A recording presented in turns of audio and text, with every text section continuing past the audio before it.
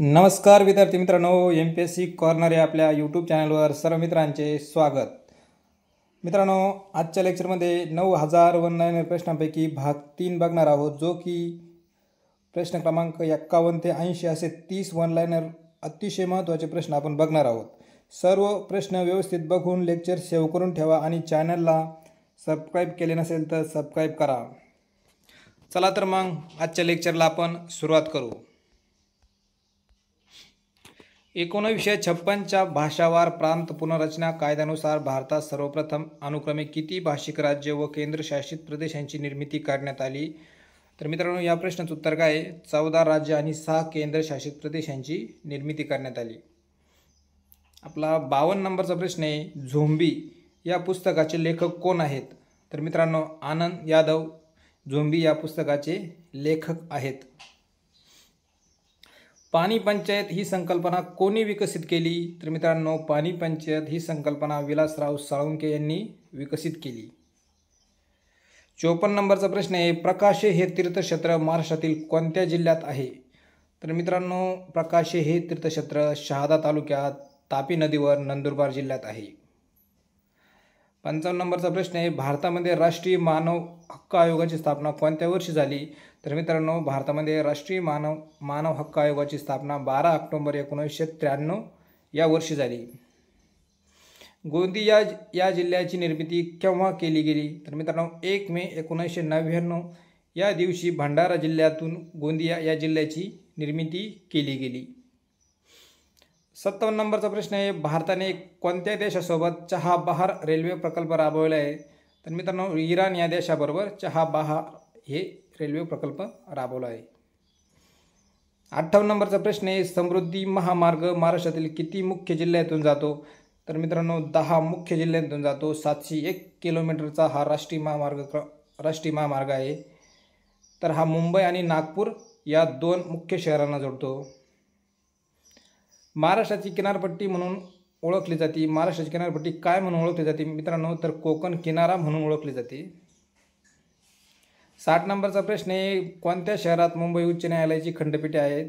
तर मित्रांनो, नागपूर, पणजी आणि छत्रपती संभाजीनगर या शहरांमध्ये मुंबई उच्च न्यायालयाचे खंडपीठ आहेत.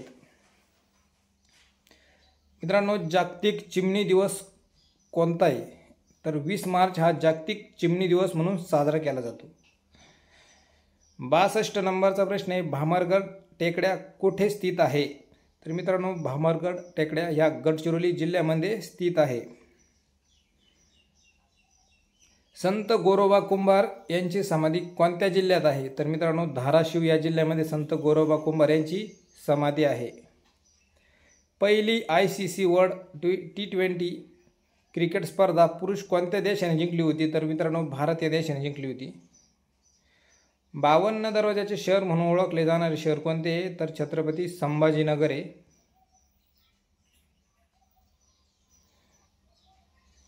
क्षेत्रफळाच्या दृष्टीने महाराष्ट्रातील सर्वात मोठा जिल्हा कोणता आहे? तर अहिल्यानगर हा क्षेत्रफळाच्या दृष्टीने महाराष्ट्रातील सर्वात मोठा जिल्हा आहे. 67 नंबरचा प्रश्न आहे, मराठीतले पहिले प्रवास वर्णन म्हणून ओळखल्या जाणाऱ्या माझा प्रवास या पुस्तकाचे लेखक कोण आहे? तर मित्रांनो, विष्णू शास्त्री गोडसे भटजी हे आहेत. खूप महत्त्वाचा प्रश्न आहे हा. चंद्रकांत मांढरे कला संग्रहालय कोठे आहे? तर मित्रांनो, चंद्रकांत मांढरे कला संग्रह कोल्हापूरमध्ये आहे. आरोग्य विज्ञान विद्यापीठ कोठे आहे? तर मित्रांनो, नाशिक आहे. कुठे आहे? नाशिकला. त्याची स्थापना कधी झाली? 3 जून 1998ला. पाक्षिक हे दर किती दिवसाला प्रकाशित होते? तर मित्रांनो, पाक्षिक हे 15 दिवसाला प्रकाशित होत असते. कोणाच्या पिलास बछडा असे म्हणतात? तर मित्रांनो, वाघाच्या पिलास बछडा असे म्हणतात.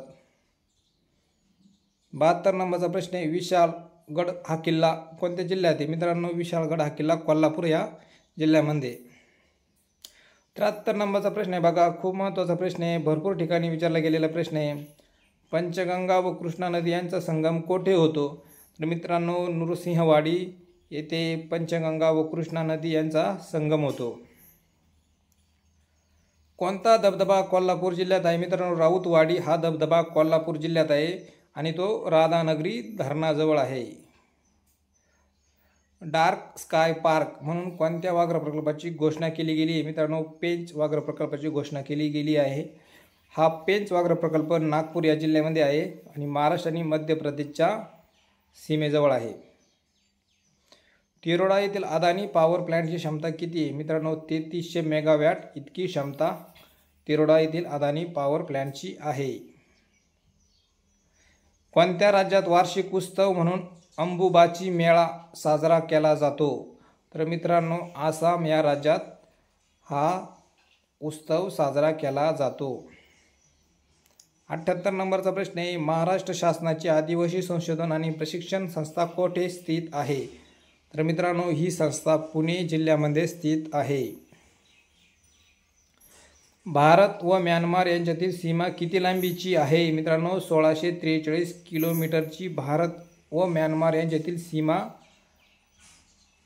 लांबीची आहे.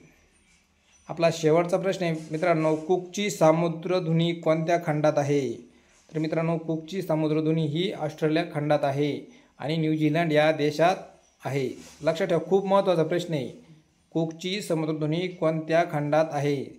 तर कुकची सामुद्रधुनी ही ऑस्ट्रेलिया खंडात आणि न्यूझीलंड या देशात आहे.